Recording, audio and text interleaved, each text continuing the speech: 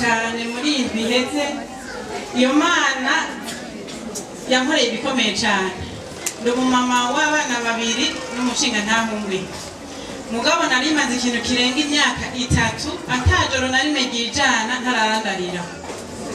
Kubwiyo ibikorwa bibi shetani akora nta hantu ntari bwagere nja kurondera Imana, ariko nkabona ko bidakunda.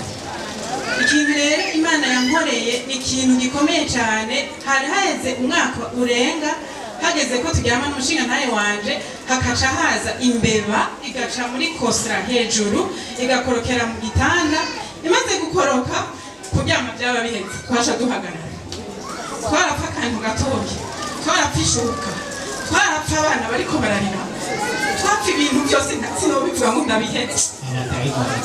Iyo mbeba narayitega kuva ku wa mbere gushika kundi wa mbere tega iyo mbeba ntiyari imwe zarimije ntizipfe ahubwo aho gupfata ikanteza umutekano muke.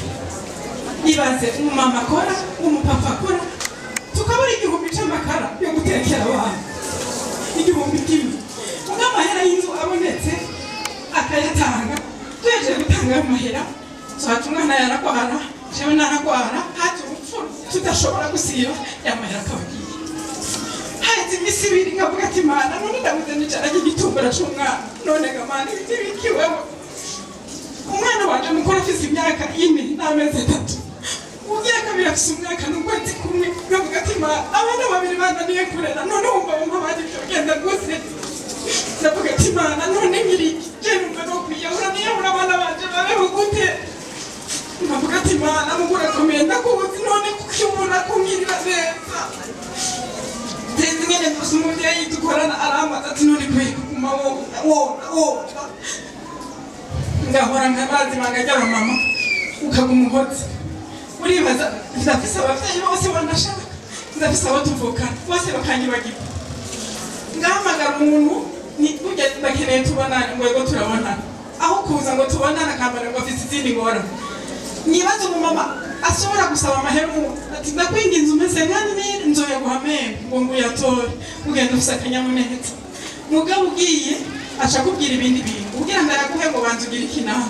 Sinebe ndakivuga mama napfa murakuze murabizi abanze kukubona. Navuga ati Mana none ntiyambona umumba zoba nkigukoreye gute uzombaye umuja wa shetani aho nkanaje bankagenda. Nje ngaha rero baransengeye aca nambarira ati genda utege iyo mbeba. Nipfa maze kwitega kenshi ati genda utege iyo mbeba. Nagiye kuzitega ariko kuwa gatandatu mw'ijoro, kuwa Mungu nandura nkuwandura ibiraya mu Busizi.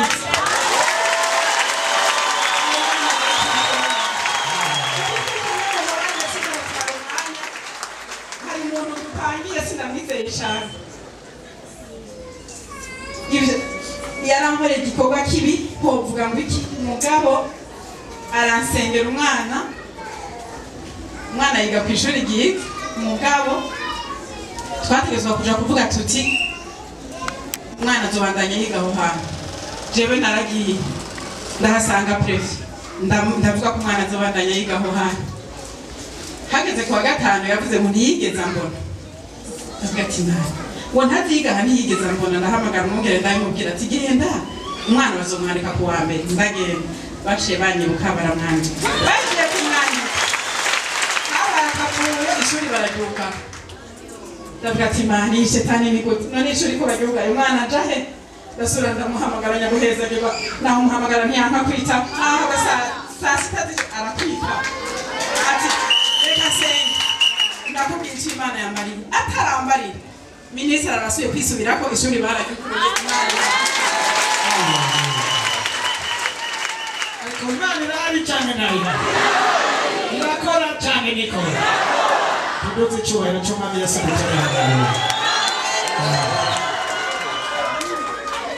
Ntabwo nafashijwe.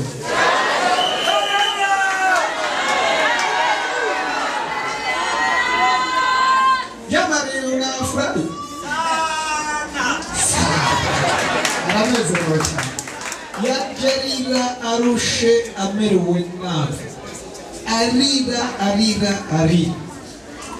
Yaratembeye ahantu hose habaho arondera Imana arayibura ariko ayisanga muri repentance. Uko waje kose uri kurarira ndakwizeza yuko uno munsi uzakubona uko bimeze.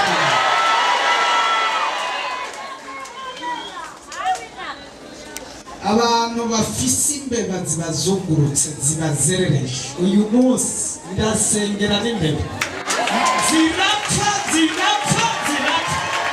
kuba Mungu uzoshinge nawe. N'ababonye baravuze ngo zari zaturuhije zirapfuye. Izo zirapfuye no kuri kose. Karaba Yesu wacu nashimwe. Yesu wacu nashimwe. Ntabwo ndabasaba mu mbere Imana amashimo kanya nayakomete ayobore n'ay'Imana.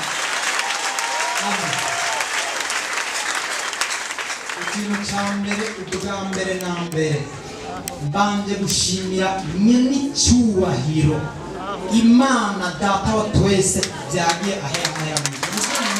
Amen. Kandi ndashimiye n'abavyeyi bampaye aka kanya ko kongera gusubira guhagarara hano hantu. Nari maze imyaka myinshi nifuza gushima Imana mu Rwanda narabizi ndabikubwira. None ku bw'aka kanya mu mpaye Yesu n'abampezagiye. Amen. Icambere bwa mbere nshimiye Imana mbanje gushimira Imana yo muri repentance. Amen. Tukomera amashi Imana Yesu. Rero mu buzima bwanje ndi umupapa w'abana batatu mugabo w'umupfakara. Umudamu wa mbere w'ubwa mbere yaritavye Imana. Hanyuma rero jewe ncambaho mu buzima bwanje bwose nabayeho ngendagenda mu mashengero menshi mfise n'ishengero nari nsanzwe nsengamwo imyaka myinshi mugabo ntabwo nigeze mbona Imana nk'iyo nabonye muri repentance. Rero umuntu yanzanye ngaha yampaye message muri ya masengesho y'iminsi 20 natanguye kuza ngaha maze kubona kugira neza kw'Imana muri burakeye mu masengesho y'Ukarago mandaha mu masengesho yo kuwa Mungu mandaha mu masengesho yo kuwa gatandatu mandaha ko nahabonye Imana. Rero hari ikintu Imana yankoreye mu buzima bwanje jewe nsanzwe nari mfise igisata c'ingwara zibiri nagendana zo mu bwoko budakira. Igihe twari ngaha ku munsi wa Mungu uhetse narose message nziza cyane turiko turitegura kuja ku gikombe c'umwaka.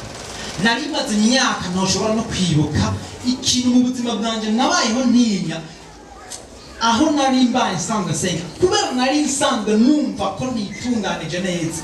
Naratinya kwegera igikombe c'umwaka mu mashengero yose nsenga naratinya hageze uwo mwanya nasohoka ntuma ntabagira ntagire no gukora. Hanyuma maze gushika ngaha ndumva ko hageze ko negera igikombe c'umwaka cyangwa message yo ku rwego rwo hejuru idasanzwe. Kwera imyaka je maze imyaka 45 natanguye gusenga mfite imyaka 15 ubu maze imyaka 45 iyo myaka 30 yose yari iheze nasenze Imana nigeze mbona Imana nagiye kuyibona muri repentance. Imana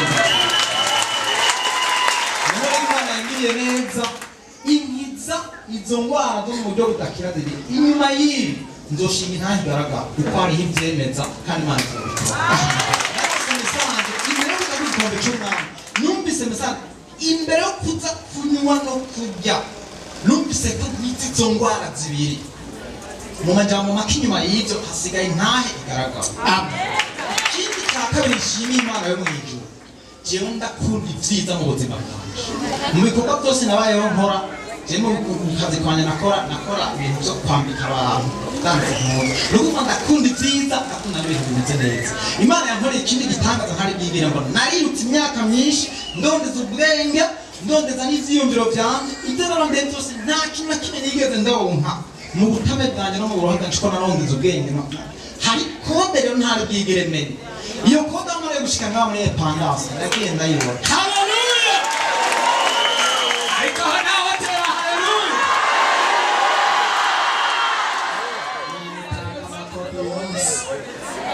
Radio bababwiye ko kode yabonetse. N'uyu munsi naho hariho ivyari bihishijwe bigiye guhishura. Ugiye kugaragara mu mwanya murabimenya. Iyo kode rero ngoma ndayidura mu mwanya muto mu mbabare cyenda twaye umwanya ni kode imyaka yose nakwirikanye ndabondera nananiwe n'ibintu bibiri kwakira umwami n'umukiza mu bugingo bwanje no kwitandukanya n'icyaha ni ibyo bintu bibiri byari byarananiye icyo bituma nduha imyaka 30. none rero mu majambo make hari ibyo Imana yazuye mu byanjye byari byarahishije jewe sinari no kwambara kositimu. iyi kositimu ndayimaranye imyaka myinshi muba kubera nari mu irohero yari yugaraniye ahantu uno munsi ndayambaye n'ikorwa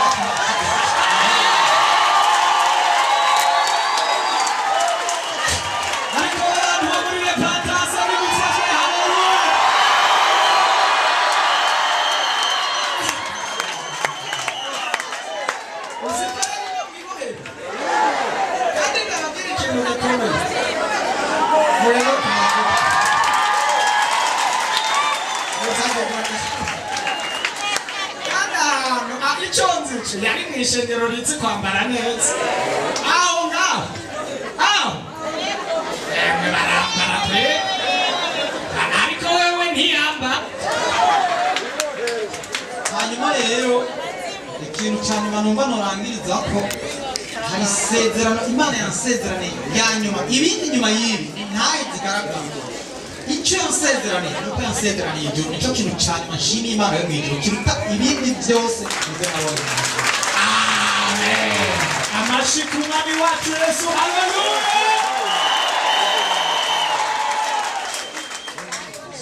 Icyo gisumba ibintu byose yamusezeraniye iki? Ijuru. Izina ry'Imana ryabicubahiro kandi Yesu nashimwe. Nari kuvuga byinshi ariko reka nkareka mvuge bibiri gusa kuko ndunga kandi repentance yaje hageze kandi Imana irambirwa n'amashi yabirabaye.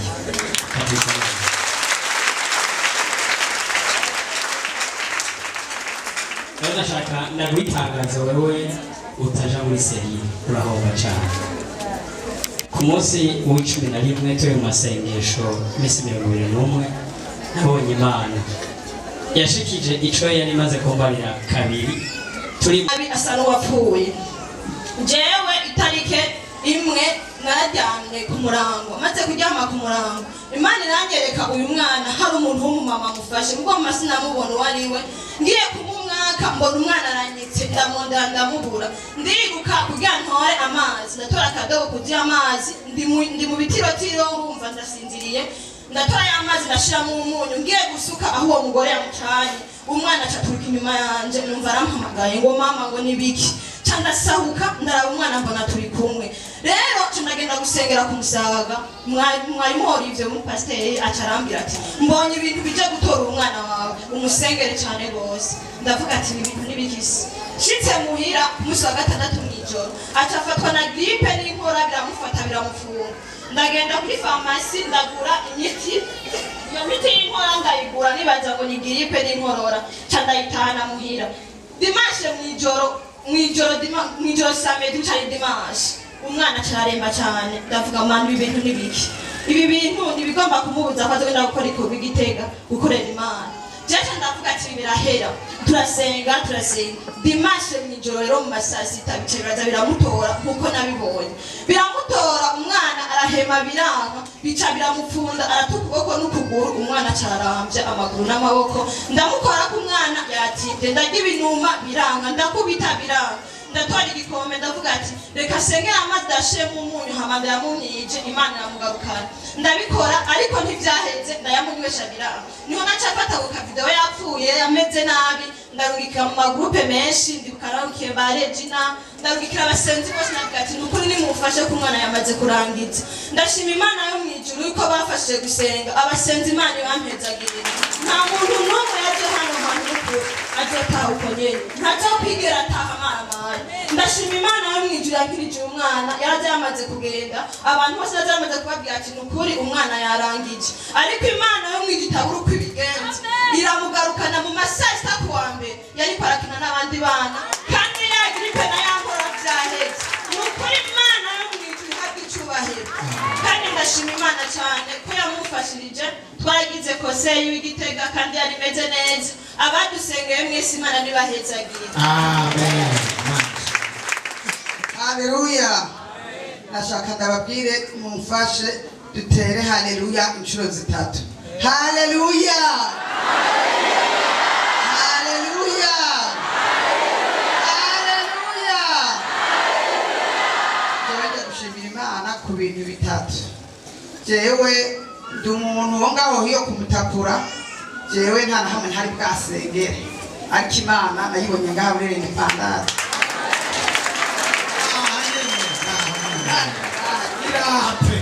Jewe narasengeye ahantu hatandukanye, aho bitwa kwa Manuel. Oya, nibikenewe kuri duhavu. Wewe shaka kuvuga icyo Imana yakoze. Ahiti icyo Imana yankoreye aha hantu nahaje, jewe ururimi rwanjye rwaracitsemo kenshi ntagifungura. Pasiteri nyakubahwa yahawe ubutore n'Imana yaransengeye kuva kwa kabiri ngiye mu mezi menshi, n'uyu munsi sindasubira kurwara n'akantu k'agaciro n'agatoya.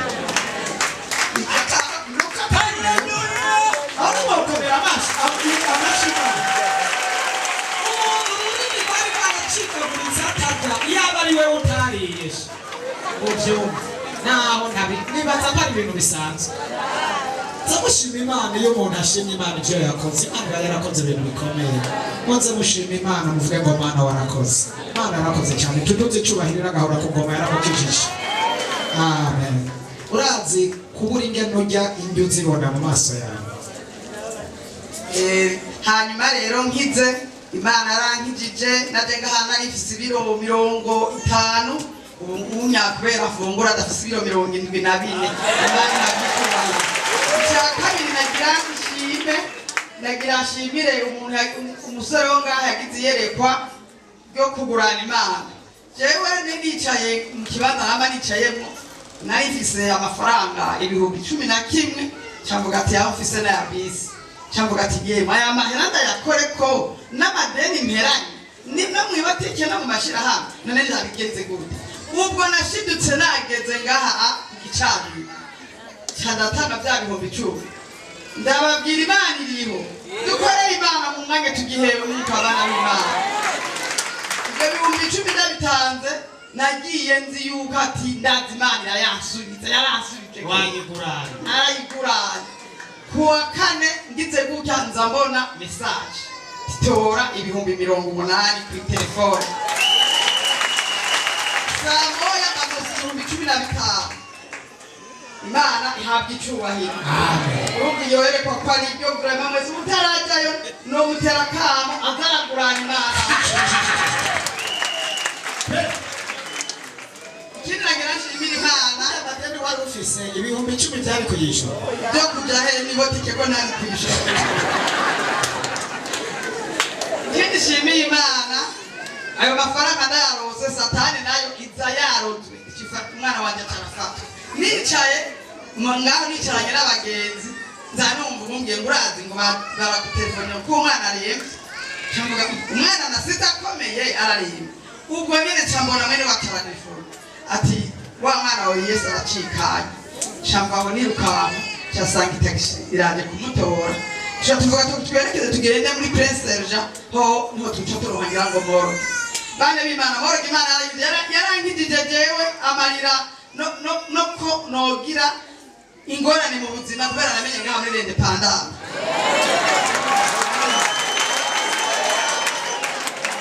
Niko nagenda bantu b'Imana ndaceruka muri bino za Wilson na telefone tugeze muri Prince twashikiye muri Jans abarandi biki abasenzi umuntu atarahe umushoferi avuga ataracaye maniti kujane muri moro umuntu aracaye cyandagera ndiruka nkambwira abajya bo muri Jans ati mbega ko muvyana ko abantu basengera muri Jans kubera hari abantu barembe murankundira ati nukuri turagukundira.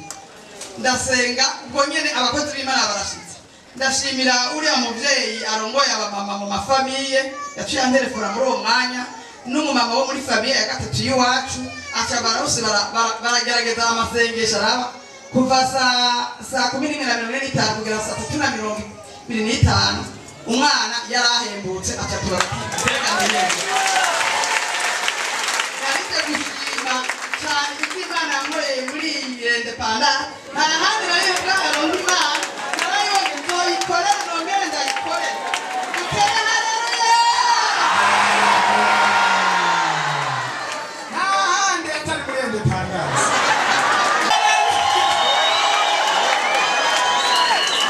Nafashije nuko bikoze. ibyiza biriho.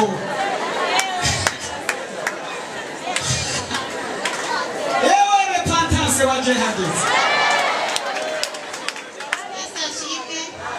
ashima Imana kwanza kamba agakiza mu minsi heze maze iminsi urwaye umwana aribwa mu nda ashuha mu mutwe agacamo amaraso menshi mu mazuru na mudogiteri umwe nagiye ko kumuvuza bose birananirana ashuha mw'ijoro sinaryama nirwa nicaye nkarara nicaye namuhetse arara ijoro ryose no mu maserire barabizi no muri korari bamwe barabizi bafasha kubisengera mugabo namuze biga kwa pasiteri aramusengera uwo munsi nyine amaraso yaciye akama na pasiteri igikorwa wakoze sinoneza gushimira umwana w'ijuru yonyine izo kumenya ijuru yonyine igikorwa wakoze umwana araga nicaye ukanyera ijoro ryose no muri famiye bose baragerageje kumufasha no muri serire barafashe kumusengera no muri korari bamwe Imana ibahezagire ibyo nje gushimira Imana.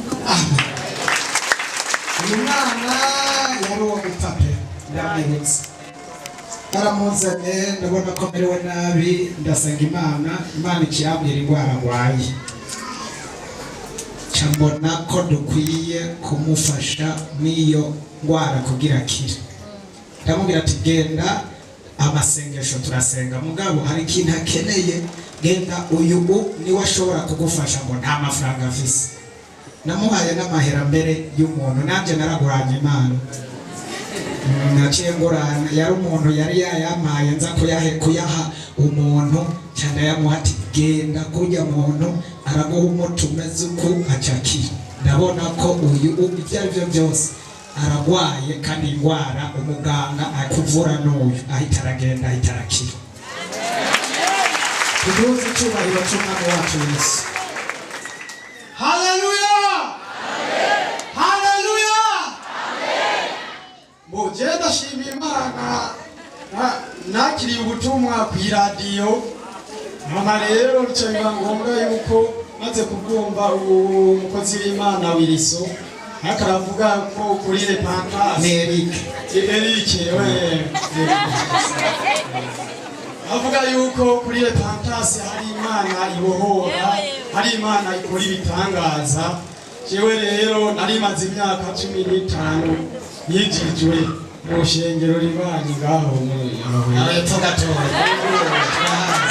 hanyuma rero ndazaga muri repentance ndabona yuko Imana ikora ibitangaza bikomeye namaze igihe gitonya numviriza ubutumwa bwiza hama rero umukozi w'Imana navuga ati no kuza umukirisi wese agomba kubohoka kugira ngo tumugirire deliverance haciye imisi mikenya hari izi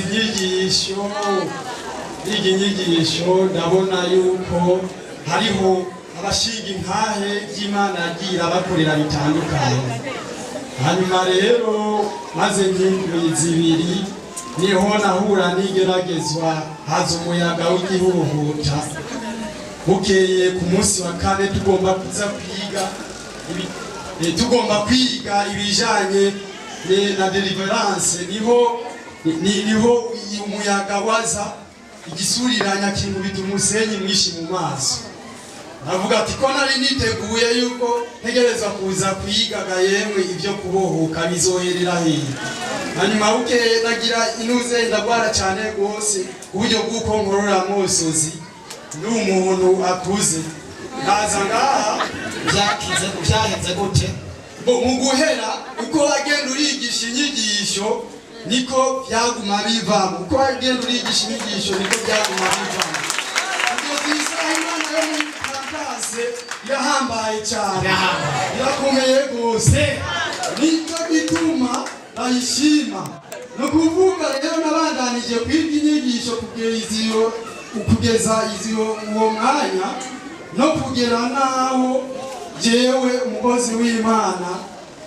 ambwira ati ije gutanga ishikano ati Imana igiye kugutabara kugira ngo nawe ugire icyo wimariye mu buzima bw'iwawe ugire mu buzima bw'iwawe icyo uzoshima Imana niho naje nabona kubohora kw'Imana kuko sinari bwatahure ibintu biza binsubiza inyuma kumbe bari abadayimoni. Uwo mwanya rero natashe muhira ndabona neza ndahishurirwa Imana iranyereka abadayimoni baza mu muga, abadayimoni baza bakubita ku mabati hejuru bigatuma nca ndara nabi, ndara ntasinziriye. None rero Imana yarakoze byaraheze. Ukuvuga rero Imana yaribandase tuyikurikire ko ari Imana ikomeye cyane. Isigaye n'ibindi bizobikora cyane. Umusore w'imyaka 30 nkeneye rero Imana izomorere ibitangaza urubanza iguha umukobwa mwiza arahari baruzuye. Amen. Wakaze amaso yahumutse genda urabe neza. Naba neza abazimu bapfuye utere haleluya. Biranka baramujana muri hopitale, bamujanye muri shambe biranka, bararondera ukungere bamubaga biranka, barantelefona ndamusengere ndasenga abaganga barasubira barantelefona ati rondera umuntu agufasha twe twabuze aho tubihera. Ndabura aho uko ndabifata cadaronka inimero za pasiteri ndamutelefona aramusengera arambaza ati inimero amatelefone yose bari bafise yose ngo yapfuye. Ndasenga Imana irankorera igitangaza zanumva aribarutse. Ajeje kuribaruka baca baravuga ati baca barasubira bose kurondera amatelefone yose yari yazimye, barambaza ati none usengerahe? Ndababwira ahantu nsengera, barambaza umuntu yamfashije gusenga, ndababwira ukungene vyagenze, hama Imana ibihererwe icubahiro. Hama nagomba nshimira Imana ko yadukoreye igitangaza kandi yaduhaye umwana umwe mu bana twari dukeneye ikatuvangira abana, navyo nibihererwe icubahiro. Abashimira Imana ya mitwaro yose twasengera ku bonane yose yarayihishuwe, Imana ibihererwe icubahiro. Ibintu uko biryoshe.